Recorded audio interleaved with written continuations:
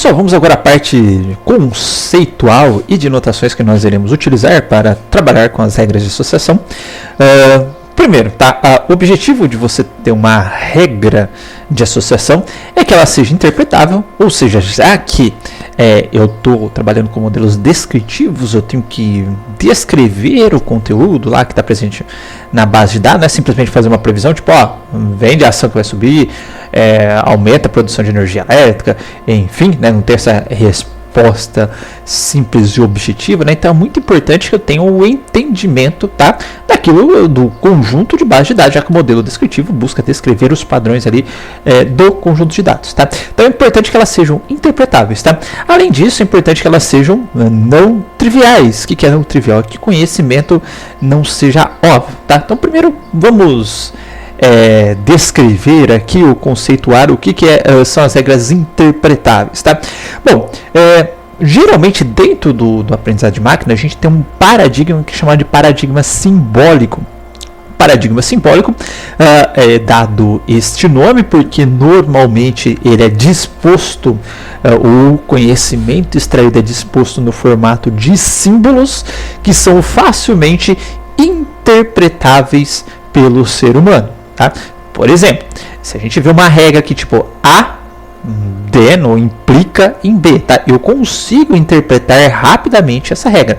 A implica B, ou ainda A e B implica em C, Então eu tenho um conjunto de símbolos, o vírgula para denotar o E aqui, a setinha para denotar o implica, e eu consigo rapidamente ler isso e interpretar isso. Eu tenho diversos outros paradigmas, eu tenho conhecimento extraído por meio de algoritmos de aprendizado de máquina no formato de probabilidade, no formato de coeficiente de hiperplano de separação, no formato de pesos de redes neurais, como é o caso do Perceptron que a gente viu na aula passada. Lembra que o Perceptron era um modelinho de neurônio e a gente aprendia os pesos da entrada no Perceptron. Perceba que se eu tenho uma rede neural lá com 1000 neurônios, eu falo, vou explicar agora por que essa rede neural está classificando a imagem como predador ou não predador, enfim, ou classificando se é um cliente bom, um cliente ruim.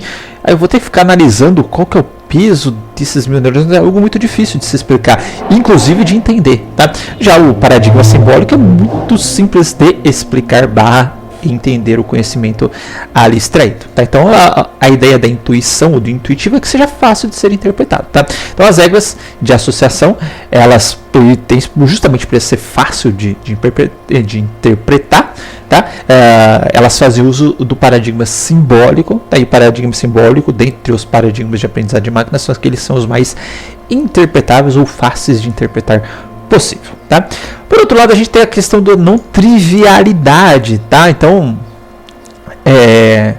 obviamente, com a regra de associação, eu consigo extrair qualquer tipo de padrão dentro da minha base de dados, Então, por exemplo, quem compra café, compra filtro de café. Isso é um padrão comum. Eu mesmo vou no mercado, quando eu compro café, eu compro filtro também. Mas será que isso é novidade para o dono do mercado? Eu vou posicionar agora... Eu nunca pensei em posicionar o filtro do café perto do café. Não, isso daí já é meio conhecimento de mundo já, Então, obviamente que a gente consegue extrair isso com as regras de associação, ou vai extrair isso com a regra de associação, mas a ideia, é que a gente extraia conhecimento que não seja tão trivial assim, Por exemplo, a questão lá da fraude da cerveja,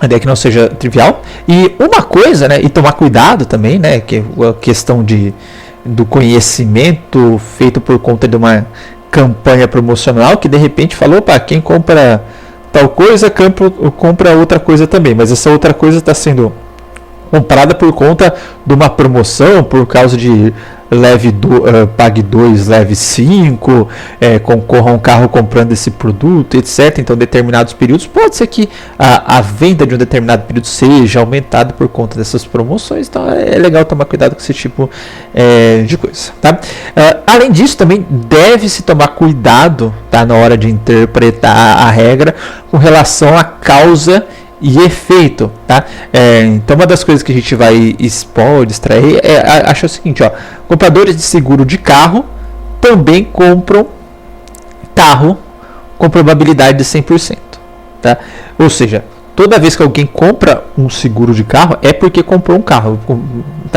tomar cuidado que esse tipo, na verdade, é válido, tá? Então quem compra seguro de carro é porque comprou um carro, obviamente é um conhecimento válido, mas a causa é diferente, né? Primeiro você compra o carro, depois você compra o seguro do carro. Então tomar cuidado com esse tipo de interpretação que as regras podem prover também, tá?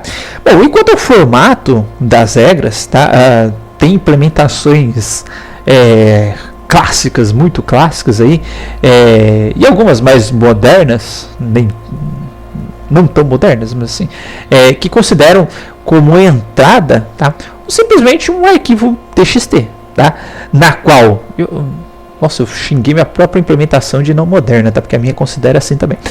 Mas enfim, que considera simplesmente cada linha de um arquivo TXT, tá? Que contenha um conjunto de itens aí separados por algum caractere delimitador, no caso aqui é o espaço, como um arquivo possível ou passível de ser analisado por um mecanismo de análise de associação, tá? Então, simplesmente um arquivo TXT onde cada linha, tá, vai conter uma transação, lembrando que a transação a gente já vai formalizar, né, um conjunto de itens comprados, se for na internet, conjunto de itens vistos, enfim, tá? Vai ser uma entrada, vai ser um exemplo de compra, uma instância de compra ali na minha base de dados, ou uma instância de visitas, enfim, instância de itens que de alguma forma o usuário interagiu, seja comprando, seja visualizando, dependendo da necessidade. Tá? Então esse é um formatinho. Então aqui está esse daqui seria a primeira compra, esse daqui seria a segunda compra, esse daqui seria a terceira compra, a quarta compra e a quinta compra, tá? Não necessariamente precisa do ID, esse daqui é só o número das compras, tudo bem? Bom, uma outra forma que eu tenho de armazenar aquele cara ali é utilizando uma tabela já, né? Perceba que isso daqui não tem qualquer tipo de estrutura, tá? Mas eu posso tentar de alguma forma obter uma coisa mais estruturada, por exemplo, no formato de tabela, tá? Em que eu tenho uma coluninha que seria a transação e aqui eu tenho um item comprado pela transação. Então, todo mundo que tiver a mesma transação, ó, o ID de transação, significa que pertenceu à mesma compra. Então, numa compra, a pessoa comprou o item B, o item D, o item E. Na outra compra, comprou o item A, B, C e E. Na outra compra, comprou B, C, D e E. Tá? Tô passando esse formato porque algumas ferramentas também podem requerer este formato aqui, tá?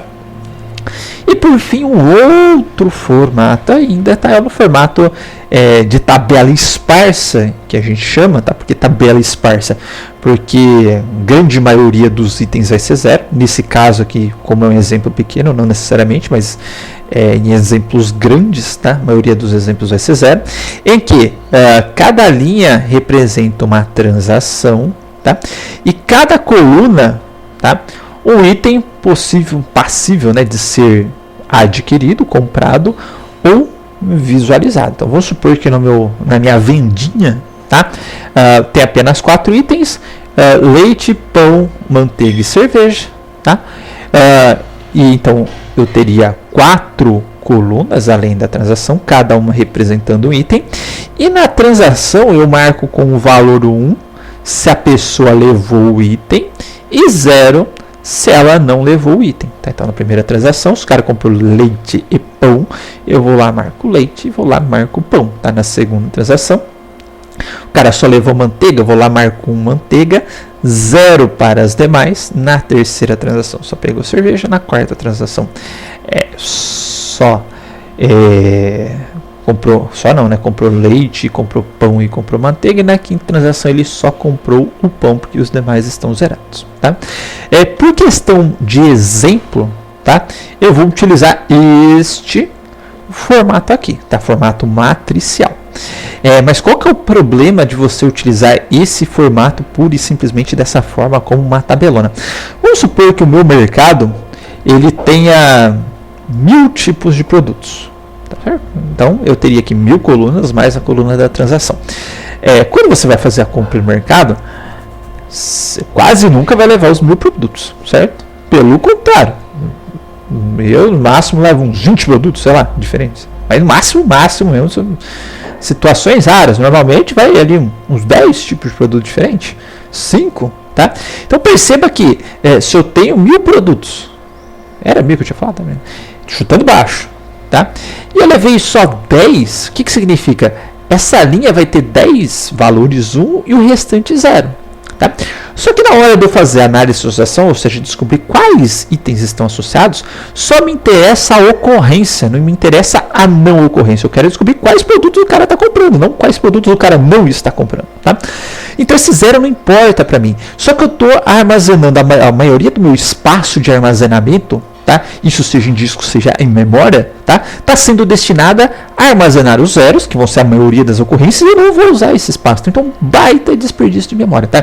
Então, por si só, esse tipo de... a tabela, tentar armazenar a tabela para fazer a análise de associação, ela causa um desperdício de espaço gigantesco, tá?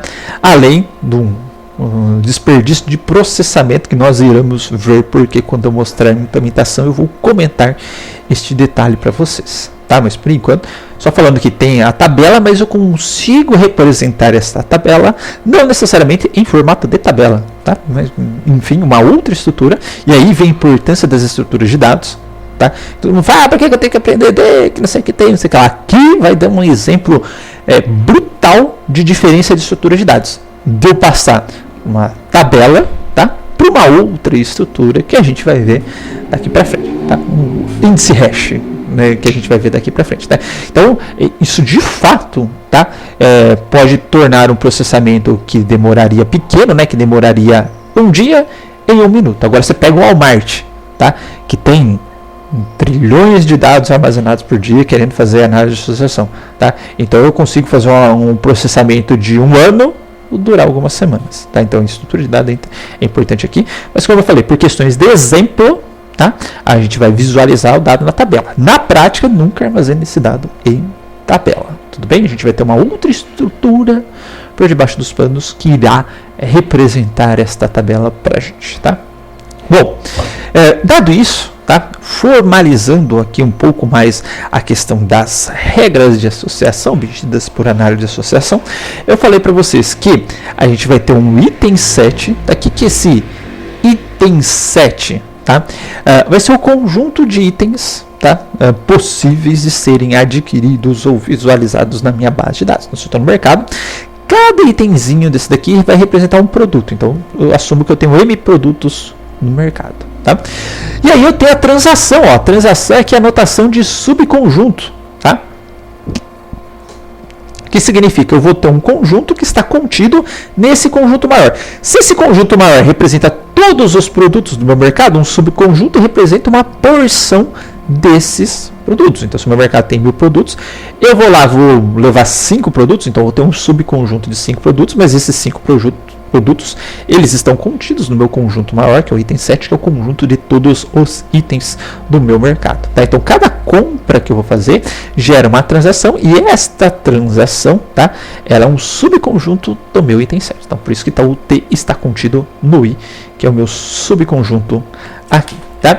Bom, dado isso, tá, a outra definição que nós temos aqui, que a gente vai utilizar a transação para gerar as regras de associação, é a própria regra de associação em si. Tá?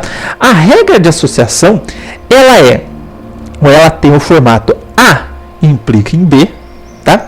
Sendo que A ele é um subconjunto dos meus itens sets, tá? Mas perceba que aqui não é o sub equal set, tá? O subconjunto ou igual, tá? Ele é só o subconjunto, ou seja, ele não pode ter todos os itens contidos em I, certo? Então tem que ter pelo menos um item a menos de I.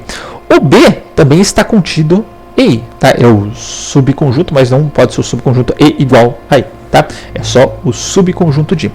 Tal que o conjunto ou subconjunto em A, ou seja, os itens em A, não podem ser um conjunto vazio, ou seja, A não pode ser vazio, tá? E B não pode ser vazio também, certo? Ou seja, eu tenho que ter itens aqui no A, eu tenho que ter itens no B. Senão, ó, tipo, A implica em nada, tá? Ou nada implica em B. Pode ser estranho na hora de explicar este conceito. Tá? Na prática você tem isso daqui, mas formalmente não tem. Eu vou mostrar porque na prática, tá? E de tal forma que União B, o que significa união dos conjuntos? Significa a quantidade de elementos que estão em um conjunto e a quantidade de elementos de um conjunto que também pertencem ao outro conjunto. Teoria do subconjunto, nem lembro que disciplina que vocês viram isso daí, tá? Mas subconjunto eu tenho elementos nesse conjunto que estão no outro conjunto, então esse operador retorna esses elementos para mim, tá? Mas de forma que a hora que eu faço a intersecção, união eu junto os dois conjuntos, tá? Intersecção é só quais dos elementos estão interseccionados, ou seja, pertencem aos dois conjuntos. A intersecção deles tem que ser vazio, ou seja, elementos que aparecerem em A não podem aparecer em B, certo? Essa é a teoria do subconjunto. Então, só para a gente lembrar, ó,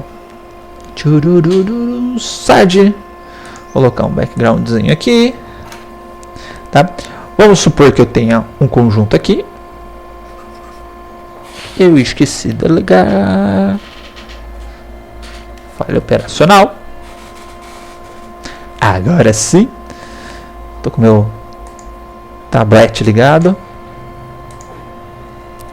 Tá lembrando da teoria dos conjuntos? Vamos supor que aqui eu tenho um conjunto com A, B, C, D e chamar esse conjunto aqui de X, certo? O que é a intersecção? Vamos supor que eu tenho outro conjunto aqui que é Y, tá? Se eu falar que Y está contido em X, contido igual, significa que o meu Y ele pode ser só A, porque A está contido em Y, pode ser AB, porque AB está contido em Y, ele pode ser, deixa eu desenhar mais bonitinho, que eu simplesmente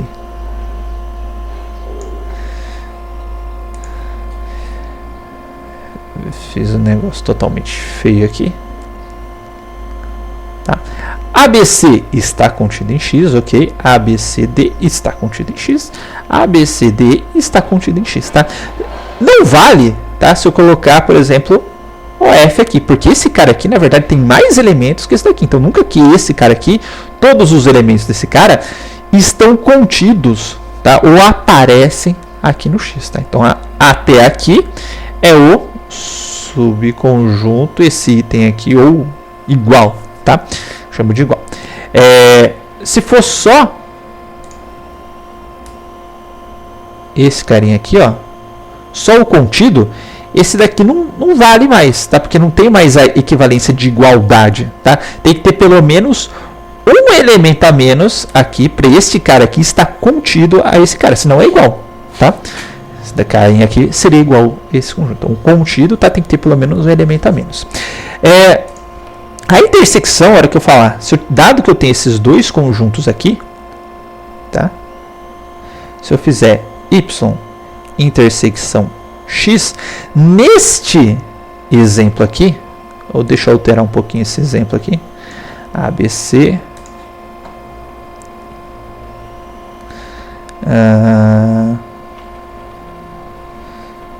vou colocar P e S, tá?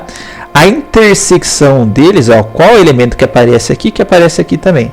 Ela vai ser igual ao A, o B. Eita, ficou estranho, hein? E o C, tá ok? Elementos que aparecem aqui e que não aparecem aqui. E o que eu falei lá? Eu falei, ó, que a intersecção na análise de associação entre dois conjuntos, ela tem que ser vazia, ou seja, nenhum elemento que apareça aqui pode aparecer aqui também, tá? Então, se eu tivesse essa situação aqui, ó, aí sim a intersecção dos dois ficaria vazia, porque elementos que aparecem aqui não aparecem aqui, tudo bem? Então, essa é são as propriedades da análise de associação. A outra propriedade que aparece ali é que um subconjunto ele tem que ser diferente de vazio, ou seja, esse cara aqui é diferente de vazio, tem elementos dentro dele, vale. Se eu tiver só um Y vazio, um Y sem ninguém, aí o Y é igual, o X é igual, né? Aqui está X. O X é igual a vazio, aí não vale, eu não consigo ter algo que representa um subconjunto de itens, implicando em vazio. Tudo bem? Isso a priori, algumas ferramentas elas não respeitam isso, mas a priori, pela definição de regra de associação, não pode ter isso, tá? Bom, além disso, tá, a gente vai pautar, tá, a nossa extração de regras, tá, com base em algumas medidas, tá? A primeira delas, tá? E aí, para explicar essas medidas e os outros conceitos, eu vou copiar esse carinha aqui. Opa. Vou colocar um outro Jamboard aqui.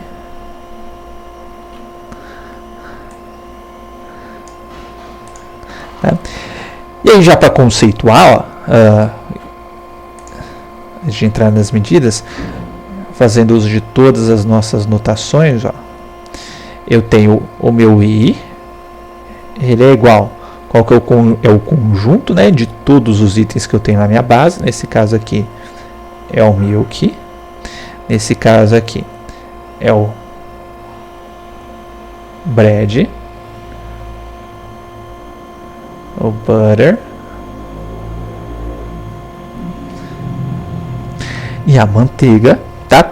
Eu tenho 1, 2, 3, 4, 5 transações, ó, e lembra que a gente falou que uma transação ela está contida em I, certo? Então vou pegar aqui, ó, vou falar que o meu conjunto de transações ele é composto, tá? Isso uma transação só, tá?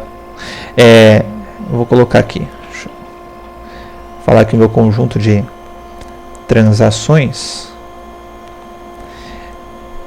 ele é composto pela transação 1, pela transação 2, pela transação 3, até a transação N. Tá? E nesse caso aqui, qual que seria meu conjunto de transações? A primeira transação, ela é igual a milk bread, ó, milk bread. A segunda transação é igual ao butter, na verdade. A terceira transação ela é igual só ao beer, ó, só aparece o beer na terceira transação.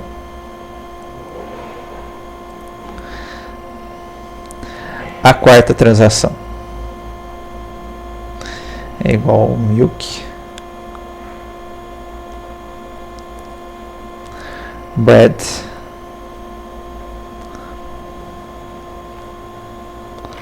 Por que eu sempre erro esse cara, gente? E o T5 é igual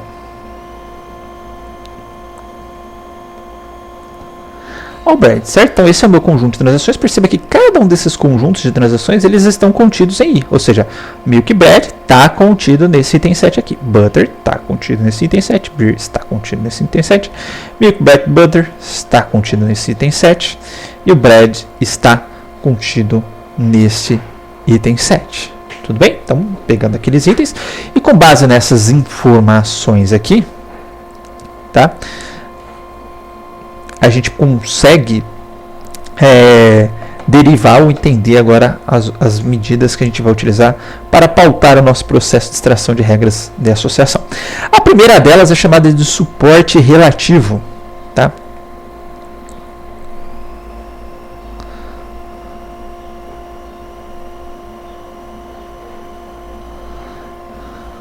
O suporte relativo ele fala o seguinte, ó, que o suporte de A em B ele é igual, tá, a contagem das vezes que aparece o item 7A em conjunto com o item 7B dividido pelo módulo de T. Esse módulo de T significa o número de transações que eu tenho. Então, se aqui eu tenho 5 transações, o módulo de T, que aqui eu chamei de transações, o meu conjunto, né? Podia ter chamado só de T. Então, deixa eu só deixar a notação igual.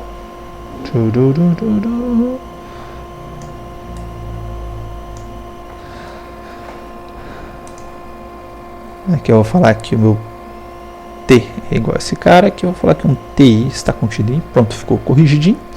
Tá? É a contagem de quantas vezes, tá?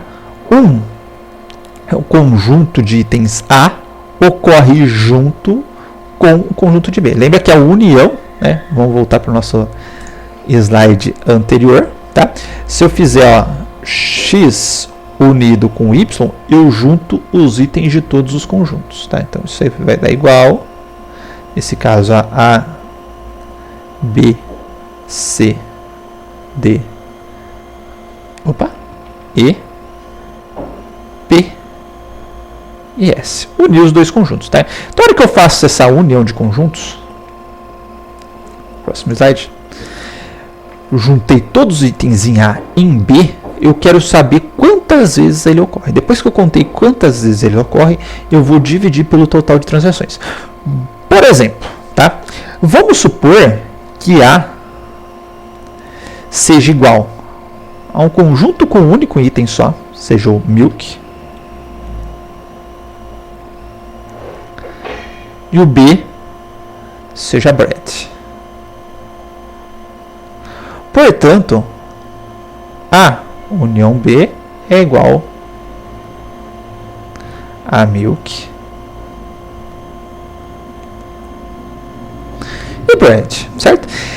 Dado que é milk e bread, eu vou contar quantas vezes esses dois caras aqui eles apareceram nas transações da minha base de dados. Tá?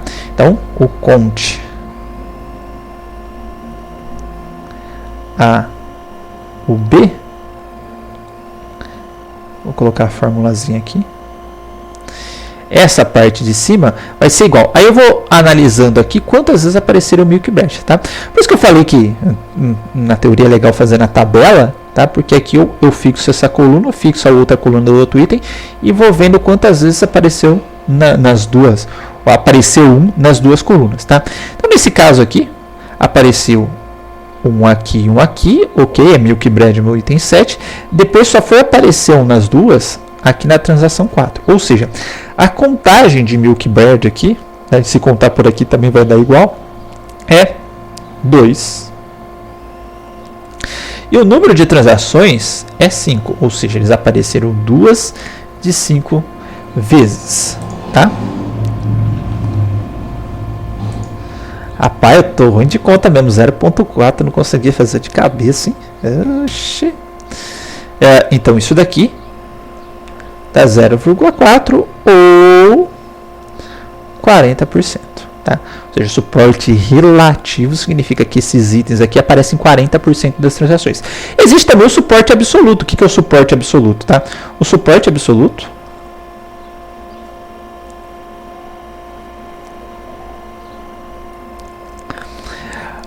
ele é igual somente a parte da contagem. Então, conte de A unido B. Não tem essa parte de baixo aqui, que nesse caso seria 2. Tá? Ambas as medidas podem ser utilizadas. Tá? Mas por que eu não gosto muito do suporte absoluto? Eu prefiro o suporte relativo. Por que o suporte relativo em geral é mais utilizado? Tá? Porque vamos supor o seguinte, tá? Vamos supor que eu falo, para este exemplo aqui, falo, para ter um suporte legal, ou seja, para esses itens serem frequentes, porque perceba que o suporte aqui ele está contando a frequência com que os dois itens ocorrem. Tá? Então, para essa regra aqui que eu formulei, A implica B, ou seja, milk leva pão, milk leva bread, né? Pão, milk, nossa, agora com jeito, leite leva pão ou milk leva bread. Tá? Ela ser frequente, tá? Ela tem que ocorrer pelo menos 2 vezes, certo? Para essa base de dados tem uns 5 transações, ocorrer pelo menos 2 vezes é algo que é frequente para mim, na minha visão. Tá?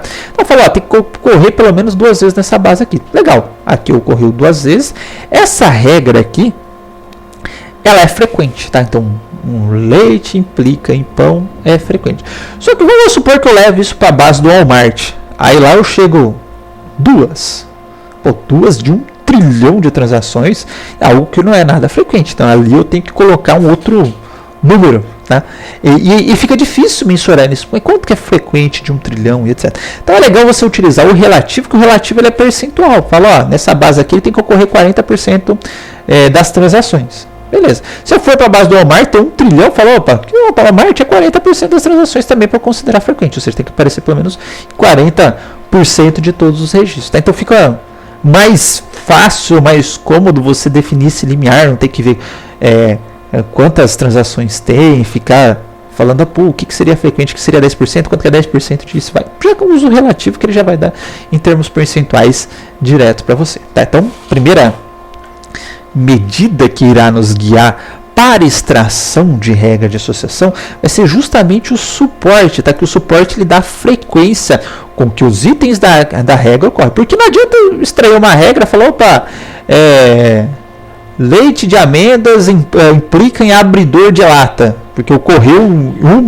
2, 3 transações da minha base de dados, ou em 0,001%, eu vou mostrar essa regra no cliente. Não, isso daí foi algo que ocorre esporadicamente, ocorreu sem frequência alguma na minha base. Tá? Então uma coisa que eu tenho que me preocupar vai ser a frequência com que os itens da regra, que a princípio eu formulei na mão, eu falei, eu quero validar essa hipótese aqui, quem comprar leite, comprar pão também, tá? Ela tem que ser frequente essa regra para mostrar para o meu comprador. Né? Já adianto que não vai ser a gente que vai ficar formulando toda essa regra, a gente tem mecanismos automáticos para isso, mas dado que eu tenho um algoritmo que falou, opa, vamos testar se leite leva pão é uma boa regra, eu tenho que analisar a frequência dessa regra, para isso a gente vai utilizar o suporte. Tá? Bom, outra medida, tá, que a gente vai utilizar bastante é a confiança da regra, tá?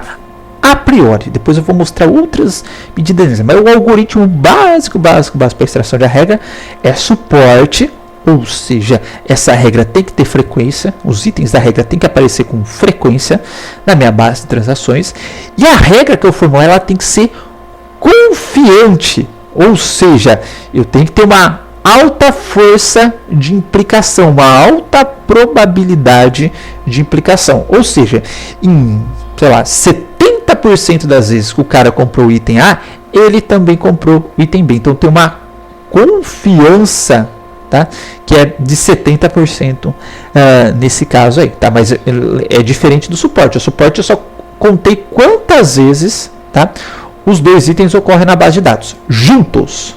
Certo? Isso é o suporte. A confiança é de todas as vezes que ocorreu o item A, quantas vezes ocorreu o item B. Tá? E eu vou ter a probabilidade disso daí, pegar a probabilidade que os dois ocorreram junto e dividir pela probabilidade total, pela quantidade de vezes que ocorreu o item A. Certo? Então, de todas as vezes que ocorreu o item A, qual que é a probabilidade de ocorrer o item B? Isso vai ser dado pela confiança. Tudo bem? Então, vou colocar numa outra telinha aqui. Opa. Deixa eu copiar esse cara aqui. Tá? Nós vamos ter também a confiança.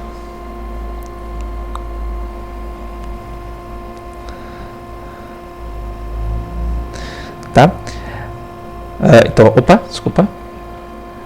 A confiança, tá, de uma regra A implica em B. Ela é dado pelo suporte. Eu esqueci de fechar meu WhatsApp, gente. Pelo suporte de A união B dividido pelo suporte de A, certo? Então eu posso, qual que é o percentual de transações que ocorre A e B, qual que é o percentual de transações que só ocorre A, tá? Por que que é o percentual, etc? Porque se a gente desmembrar, tá, o suporte de AB é a contagem, tá, de A ou B dividido pela minha quantidade de transações, dividido, ó, essa vem da divisão, pela contagem de A por T. Se a gente lembrar das propriedades matemáticas, né, quando a gente tem essa divisão, a gente passa multiplicando e invertendo. Né? Então ficaria contagem de A ou B por T vezes contagem de A. Opa, desculpa, é invertido. passe invertido, então fica o T dividido pela contagem de A.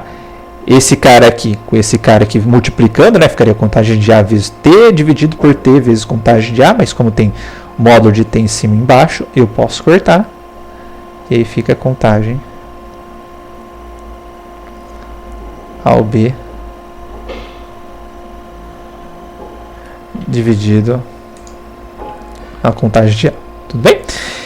Então, basicamente, eu tenho que contar quantas vezes ocorrem os dois juntos e dividir pela contagem do primeiro item. Ou, se preferir, né, obter o suporte dos dois juntos e o suporte do primeiro item. Ambas as contas vão dar na mesma, são equivalentes. Então, nesse caso aqui, vamos pegar aquele mesmo exemplo em que eu tenho A igual a milk que eu tinha falado e B igual a branch. Tudo bem? Bom, então a regra A implica em B, ela é equivalente a milk implica em pão. Tá? Portanto, a confiança de A implica em B, ela é igual à contagem do conjunto milk e bread dividido pela contagem quem que é o A mesmo? Do milk. Bem, bom, se a gente contar quantas vezes ocorreram os dois, ó, aqui a gente tem duas vezes, certo? Então temos duas vezes. A gente contar quantas vezes ocorreu o milk ocorreu duas vezes. Tá? Isso é igual a 1, que é equivalente a 100%. Tá? Então, o que isso significa? Tá? Se eu tiver uma regra, leite leva a pão, qual que é a confiança dessa regra? Tá? Eu tenho uma confiança de 100%. Isso significa que em 100% das vezes que a pessoa comprou leite ou que o leite foi comprado, o pão também foi comprado, ou a pessoa também comprou pão. Em 100% das vezes que o leite foi comprado, o pão foi comprado também. Vamos conferir, tá? Vamos pegar aqui a coluninha do leite, ó. Comprou leite, então a pessoa comprou leite, ela comprou pão, certo? Então, de uma vez que apareceu que ela comprou leite, o pão foi comprado também. Da outra vez que apareceu o leite, o pão foi comprado também. Ou seja, das duas vezes que o leite foi comprado, o pão foi comprado também. Ou 100% das vezes em que a pessoa comprou leite, ela também comprou pão. Tá? Então, essa é a confiança da minha regra. Essa regra é confiante. Se ela compra leite, ela compra pão. Ok? Percebam o seguinte, tá? Essa é uma regra de implicação. Ó. Se ela compra leite, então ela compra pão. Isso então é dado pela minha setinha direcional aqui para a direita. Vamos inverter essa regra para ver se os valores batem? Então, vou colocar aqui, ó. A agora vai ser bread. E o meu B agora vai ser o milk. Certo? Portanto, agora eu quero calcular a confiança de AB. Ela vai ser igual à contagem de bread milk. Perceba que essa parte de cima não alterou em nada, tá? Manteve-se igual, assim, contagem de bread milk, vai dar na mesma, tá? E agora é dividido pela contagem de A, só que o meu A agora é bread, antes era milk, então aqui mudou.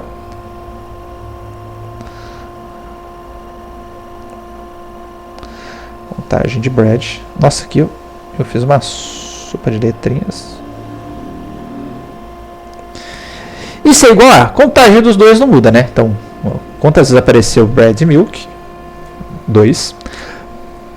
Quantas vezes apareceu bread só? 1, 2, 3. 2 dividido por 3, 0,67. Isso é igual a 67%. Tá? Perceba que mudou a confiança. Ó. Então, em 67% das vezes que ela comprou pão, ela também comprou leite. Então não é sempre que ela compra pão que ela compra leite, ó. Então aqui, ó, uma vez ele comprou pão, ele comprou leite. Outra vez ele comprou pão, ele comprou leite. Mas teve uma vez que ele comprou pão e ele não comprou leite. Certo? Perceberam a diferença? Então, ó, se o cara comprou pão, é certeza que ele... Desculpa, se o cara comprou leite, é certeza que ele compra pão. Ok? Ó, 100% das vezes que apareceu leite, o pão apareceu também. Mas nem todas as vezes que apareceu o pão, o leite apareceu também. Então, a confiança é diferente, tá? Comprar pão implica em comprar leite 67% das vezes, porque o pão ele pode ser comprado sem o leite, nesta base de dados. Mas o leite nunca é comprado sem o pão, certo? Em 100% das vezes que ele compra o leite, então ele compra o pão também.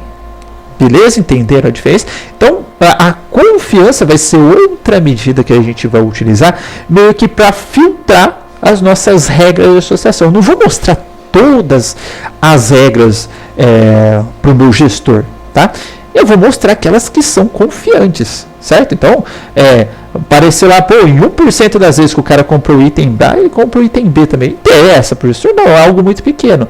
Mas algo que, 90% das vezes que o cara compra esse produto, ele compra o outro também. Então, eu vou mostrar isso para o meu cliente. Ou eu vou recomendar no site. Fala, ó, lembra da recomendação do Netshoes? Ó, 77% dos clientes que compraram esse produto aqui também compraram outro produto, tá? Aí tá a força a confiança da regra. Eu posso utilizar essa confiança aí na hora de ranquear os itens a serem exibidos no site. Tudo bem, pessoal? Não falta mais nada para a gente acabar. Legal, tá? Então, o nosso processo aqui de mineração, só para deixar bem claro, ele vai ser baseado em duas etapas, tá? Utilizando essas medidas que a gente viu. Uma, que é encontrar quais são os itens que são frequentes na minha base de dados, tá? E para encontrar quais os itens são frequentes, tá? Eu vou utilizar o suporte. Eu preciso achar um conjunto de itens, subconjunto de itens, né, que seja frequente na minha base de dados. Então eu vou utilizar o suporte, tá? Dado que eu extrair quais serão esses conjuntos frequentes, tá? Eu vou apenas considerar regras a partir desse conjunto de itens que sejam fortes, tá? Ou seja, que sejam confiantes, tá? Mas o que é frequente, o que é confiante? Isso eu que defino, tá? Por meio de dois parâmetros aqui que a gente vai chamar de suporte mínimo e de confiança mínima. Ou seja, para um item ser frequente, ele tem que ter, o suporte dele tem que ser maior ou igual a um suporte mínimo. Dado isso, eu vou julgar que esse item é frequente. Para a regra que eu vou gerar a partir desses itens, ela ser confiante, tá? Ela vai ter a confiança da regra, ela tem que ser maior que uma confiança mínima, tá? Dado isso, eu vou falar que a regra é forte ou confiante. Bem, então essas duas medidas que irão gerar o nosso processo, vão gerar as nossas regras, utilizaremos para gerar as nossas regras, tá? Perceba que calcular a confiança uma vez que eu tenho a regra é algo muito simples, tá? Muito rápido, tá? Se eu já tiver a priori, né? Opa, cadê você? Essas probabilidades, inclusive armazenadas, e é isso que a gente faz, tá? Isso daqui é muito rápido, é uma operação só, tá? Obtém o valor do PA ou B, tem o valor do PA e faça a continha, tá? O passo mais custoso é obter essas probabilidades, essas contagens, tá? Então tem que ficar percorrendo a base de dados, ver quantas vezes os itens aparecem em conjunto. Isso pode ser 2 itens, pode ser 3 itens, pode ser 4, com um item composto por 4 conjuntos, etc. E ficar fazendo essas contagens e extrair essas probabilidades. É aí que está vamos dizer assim, o maior gargalo, o maior processamento, tá? Das regras de associação, tá? E é nesse passo aqui, tá? que a gente vai trabalhar no próximo vídeo, porque se eu fizer, vamos dizer assim, uma análise combinatória, tá? Pode ser que nem um mês, 2 meses, 3 meses, 4 meses e etc. a Amazon consiga ter esse resultado extraído, porque vamos pensar num caso bem simples, tá? Supor que eu tenho 1000 itens, a Amazon vende, Amazon, Walmart, enfim, tem muito mais que isso, mas vamos supor o caso de 1000, né? Eu posso ter regras de associação, no nosso exemplo ali que a gente fez, que é simplesmente A implica B, A composto por um conjunto de itens, B composto por um conjunto de itens, certo? Então, leite leva pão, certo? Ok. Então, para isso, para ver o suporte dos dois, eu conto quantas vezes ocorrem os dois. Mas eu posso ter regras, tá? Com mais itens. Eu posso falar se o cara compra pão, manteiga, café, filtro e etc. Então, tá? Ele também compra leite. Eu posso ter esse tipo de regra. Tá? Então perceba que neste caso eu tenho que obter qual que é o suporte de um conjunto de 6 itens, certo? Então eu vou ter que contar lá quantas vezes na minha base de dados ocorreu leite, manteiga, café, filtro, leite e sair contando isso daí. Mas perceba que além de 6 eu posso ter 7. Então eu teria que em algum momento analisar essa possibilidade de ter um item composto por 7, ou melhor, os itens 7, né? A e B, a junção deles ser composta por 7 itens, eu sair contando esses 7 itens na minha base de dados. Só que não sou eu que defino esses itens, ele vai procurar aleatoriamente. Então perceba que no primeiro passo, ele tem que analisar todas as combinações entre 2 itens para saber se é frequente. No segundo passo, todas as combinações entre 3 itens para saber se é frequente. Depois, todas as combinações entre 4 itens para saber se é frequente.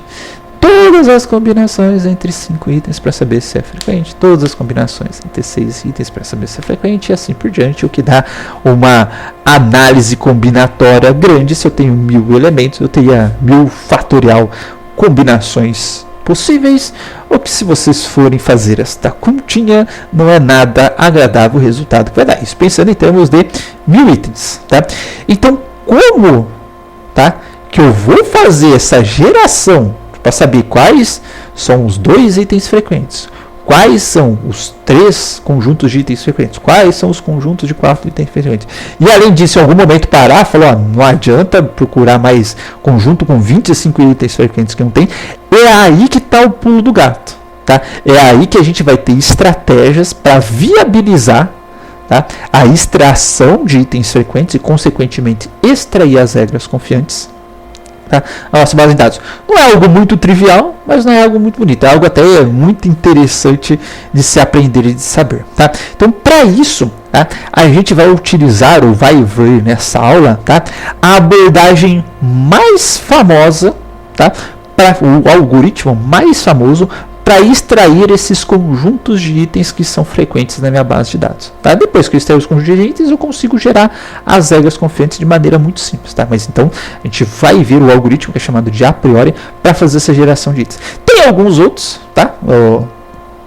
Surgiram a partir do a priori, mas o a priori, vamos dizer assim, é o clássico, a base, a teoria dele é muito legal de se aprender. Então, a gente vai ver ele aqui nesta aula. Tá? Então, até o próximo vídeo.